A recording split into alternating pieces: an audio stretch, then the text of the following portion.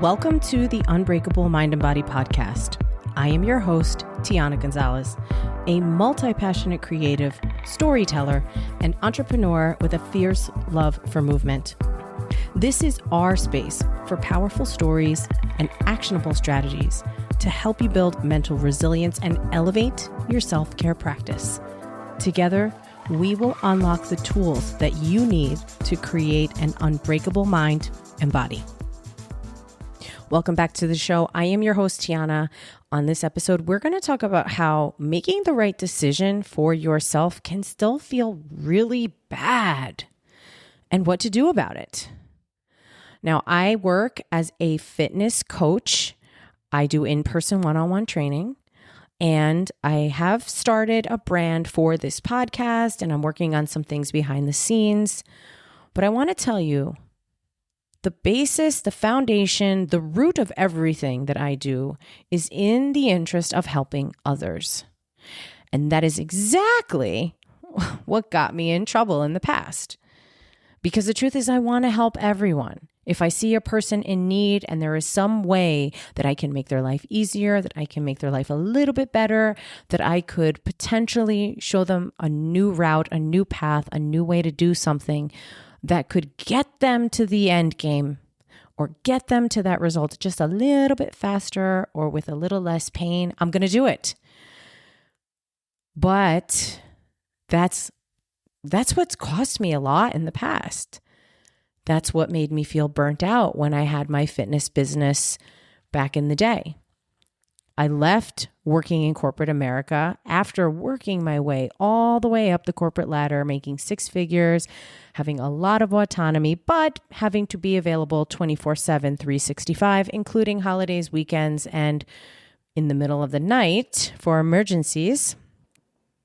And I walked away from all of that to pursue this passion that I had to help women to get out of their own way, to make better choices for themselves, to not make the same mistakes that I made by doing extreme diets and multiple competitions or rigorous routines that wound up giving me a host of health issues. But I digress. Because even though that was my passion and that was the thing I still feel I'm put on this earth to do, at some point, when you're feeling like this is burning me out, I'm exhausted, I'm fatigued, you have to ask yourself, is it the industry that you're in? Is it the business model that you're working with? Is it your clients? Or maybe is it you? And that's not always comfortable for us to sit with, for us to face, right? But it's an important place to start thinking and to start taking notes and to really get down into the deep and dirty, sometimes messy and painful work that we need to do in order to make ourselves better and to move forward. Now, I made the shift into working in fitness full-time in 2013. But there was a period of a few years where I was working in corporate America and doing fitness on the side, doing fitness on the weekends. I got my personal training certification. I took some courses. I learned about Facebook marketing, and I was all in. By April of 2013, I was all in on fitness. And unfortunately for me, even though I had the best of intentions, I was my own worst enemy because I did not know how to advocate for myself. So when people would text me at all random hours, I felt obligated to answer them right away. When I was doing discovery calls, or if it was somebody in person and we were talking about pricing, I would feel guilty and feel like I had to offer a discount. I had a hard time with sales because I felt uncomfortable discussing my pricing. And I always wanted to make adjustments or compromises or give discounts or, tweak the terms and conditions that I had already established.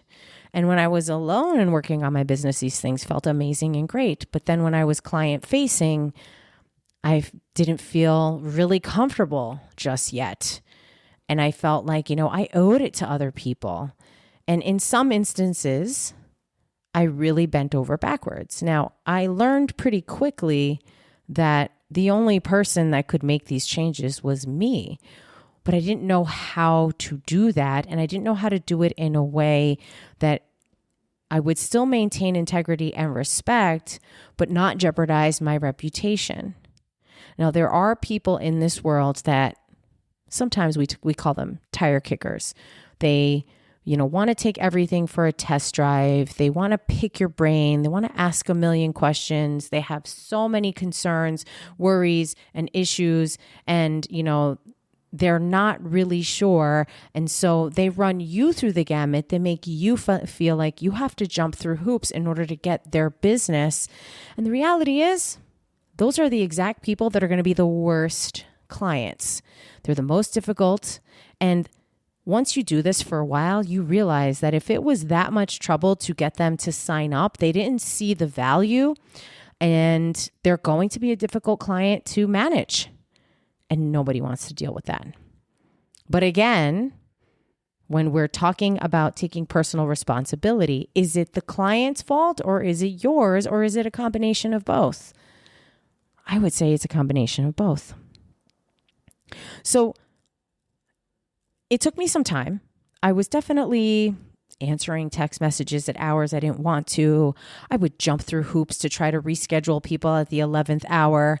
I would feel guilty at times if I had to charge somebody for a late cancel. It took me a very long time to realize that respect is more important than being liked. And I didn't understand how, when it came down to, let's say, a dentist appointment, or taking your car in for service, or meeting with your accountant for your taxes, you wouldn't cancel those appointments at the last minute and expect not to pay a penalty. But with your personal trainer, somebody who is actually whose intentions are to help you live a longer, healthier life, you could just drop them like it doesn't matter.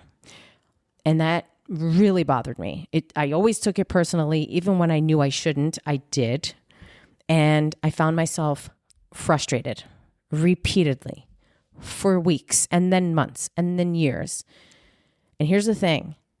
I could identify pretty quickly if somebody was going to be a challenge, or if they were going to allow me to coach them, and that they would be coachable and be willing to at least change a little bit in order to get what they really want. So even knowing this up front, I would still sometimes take on people because I needed money. I needed to pay my bills. I needed to grow as a trainer and get more hands-on experience. We call that clinical time. There are a lot of coaches, sidebar, there are a lot of coaches in the online space who have actually never trained anyone in person. And I have a bit of a problem with that. I didn't for a long time, but now I do. And you know what? I am allowed to change my mind once in a while, because there's so much value in training someone in person, really understanding the dynamic, how to navigate challenges. Sometimes people come into a session, they had a really rough day. Sometimes they come in, they had an emotional day, or they're going through a hard time in their personal life, something at work, something with their family, something with their kids. You just never know. And you have to be able to read the room. And that is probably one of the most valuable skills you can have as a coach and as a trainer, because you could have the best workout planned, but if they're not in the right headspace, or if the gym is crowded, or if equipment is being used that you need to think quick on your feet and make substitutions for, if you don't have that skill set, you're going to be thrown for a loop. You're going to be standing there, twiddling your thumbs, trying to think quick and look unprepared. And that could be bad for you in the long run. That could be very costly. But going back to knowing that maybe my feeling of frustration and burnout with Fit by Tiana, which is my old business, and what to do about it, I just knew I needed change. It had gotten to a point where I was working at a CrossFit gym. I was working a lot, actually, at that CrossFit gym. I think I coached 15 classes a week. And then I had my a few one-on-one in-person clients, and then I had a ton of online coaching clients. And I just felt so isolated all the time. I felt like I spent 99% of my time alone, and I wasn't being fulfilled in a way that served me. So I was doing the work that I loved to do, but there was just something about it that was making me really unhappy. And I felt like not only was getting leads and doing discovery calls and then turning a lead into a client challenging, but then also keeping clients. So in online coaching, it's very common that people jump from coach to coach to coach to coach. And it would infuriate me because some of those types of people do not give anything enough of a lifespan to really see what's working and what sticks. And if they're always jumping ship and moving on to the next thing, what does that say about their ability to trust themselves? I think it says a lot. So I found myself in this place where I was like, okay, I'm really burnt out. I don't know what to do next. I feel like I'm out here on this island all by myself. I'm working from home when I'm not at the CrossFit gym, and I'm tired of this. I need to be around people. So I thought the best solution for me at the time, and oh, by the way, I was like on a very, very, very tight budget. So what starts to happen when I find myself feeling that way, it's hard for me to be creative. But if you're in the online space, you need to be creative because you have to create content in order to keep a presence on social media. Even if you do paid advertising, you're putting payments behind your content. So you're driving leads to your funnel in order to get them into your system somehow so that you can eventually talk to them, get them on a call, see if they're a good fit, see if they're interested in working with you, and then move forward from there. And it was this vicious cycle that I just could not seem to crack. So I went back to construction. And for a year and a half, I thought, okay, I'm done with fitness. I'm over it. I'm burnt out. It's not for me. I don't want to do it anymore. I'm tired of coaching people that don't want help. I'm tired of coaching people that think they know what they want, but they actually don't. I'm tired of people wasting my time. And while all of that is true, guess what? By the fall of 2024, I had realized, wait a minute, I actually do miss training people. Because what I had run away from was not training people. It was all the other stuff that came along with it, all of the other stuff that I wasn't able to change, all of the other stuff that I knew had to change, but I felt really guilty about it. So when I revisited fitness, I was a different person. I had grown, I had changed, and I had a new lens that I was looking at everything through, especially after being treated like crap in not one, not two, but 3 different construction companies in a span of about 15, 16 months. That's a lot of experience. That's a lot of, confirmation, this isn't for me. And guess what? Even when I was working in construction and I was working in person and I had to drive out to either the airport for the first company, or I had to go out to these mansions in Connecticut, or I had to go to stores, or I had to go to the office, I was still kind of lonely. Want to know why?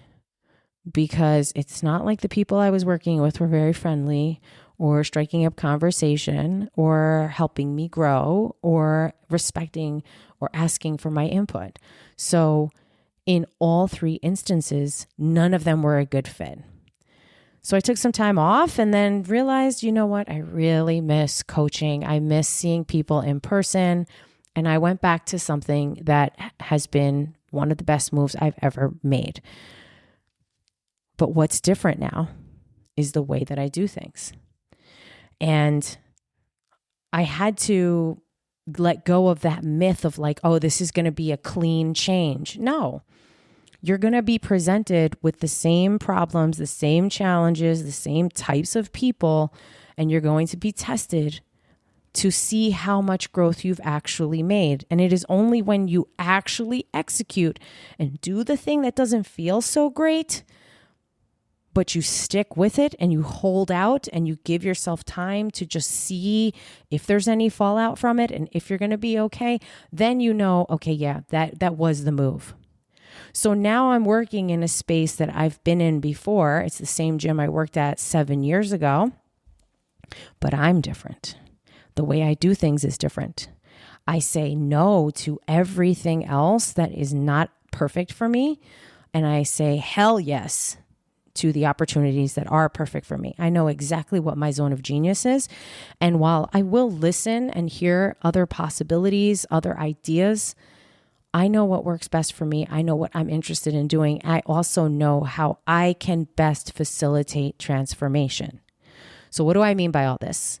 Well, at this gym, there's one-on-one training, there's partner training, there's small group training, there's small group classes, there's large format classes.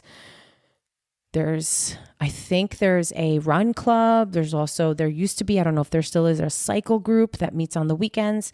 And all of those things are phenomenal and amazing. But I know that working one-on-one is my jam. That's my bread and butter. That's where all of my energy and effort is going. That's where I can help people really come to a place where they can make change. And guess what? If you've been paying attention, you will realize that everything I just talked about and what I had to go through to change how the business worked for me, that is literally a comparison and a parallel to what I'm expecting and hoping and praying that my clients will be able to do for themselves with their health, fitness, and wellness. So you see, in order for me to facilitate better change, I had to start with myself first, and then implement those things, and then show people. You model the behavior. You show people. It's not just about talking about it. You can talk about it all day, but if you actually can live it, embody it, demonstrate it, that's a huge differentiator. Now, I've said it on many episodes in the past where I know that I can trust my gut. That also comes with time, age, and experience.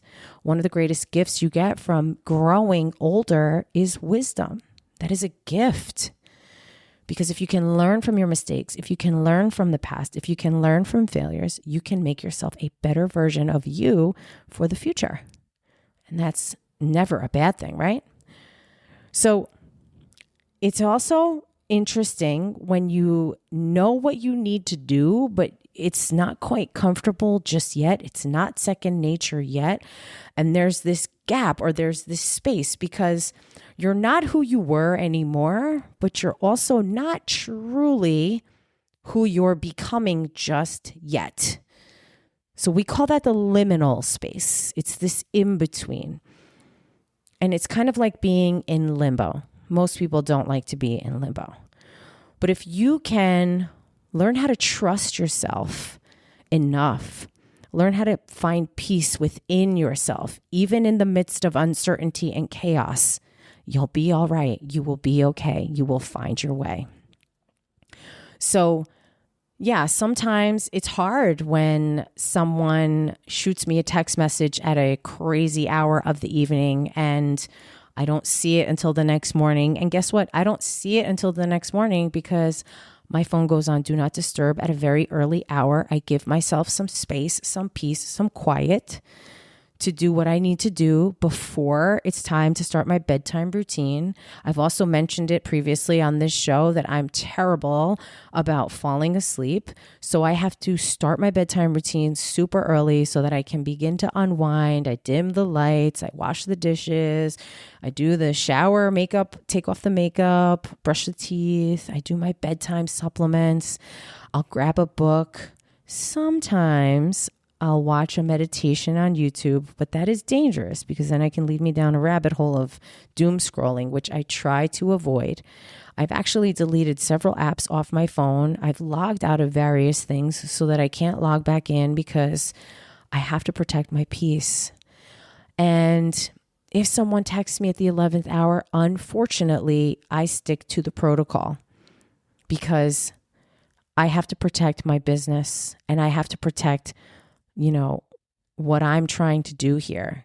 And even though I love my clients, I love helping them, they also have to recognize that this is a business and Bills don't get paid on sentiments and well wishes. They get paid through income generation. So when you realize that this is a business, it changes things and you don't take advantage of your service providers.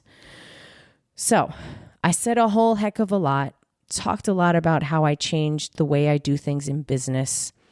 And really what it boils down to is defining what your non-negotiables are, making sure that you're okay with that, finding the language and the way to embody that and then enforce it. And here's one more thing. If you establish a boundary, but then you're always overstepping it or you're crossing it or you're making exceptions all the time and they don't really feel like exceptions anymore, they just feel like the rule, that is your fault. And that is your problem. And that is something that you must contend with. And I encourage you to take a look at yourself and to figure out what your problem is, because you deserve to have a great life. A friend of mine recently, he got a conference call late at night and we were supposed to have dinner and he's on the phone and the call is just going on and on and on and on and on. It was a surprise video call and he took it after hours and he did not say anything like, hey, I have to go now. All right, guys, we'll catch up on this tomorrow. It was not an emergency, by the way. And I have to say I was pretty pissed because if you let people walk all over you, they will. But if you firmly and kindly say, hey, this isn't going to work right now. I can't do this. We'll catch up later. We'll catch up tomorrow. And you give them a date or a time or a when to be continued, you command respect. And commanding respect and being honest is the kindest thing that you can do for yourself and for others. So I hope you enjoyed this episode. And if you want to stay in touch with me, please give me a follow on Instagram. There's a way to do that. Check the show notes. You'll see you can find all of the ways to stay in touch with me. I have my Instagram handle, my email newsletter, and also a link to my new strength training program called Lift Like You Mean It.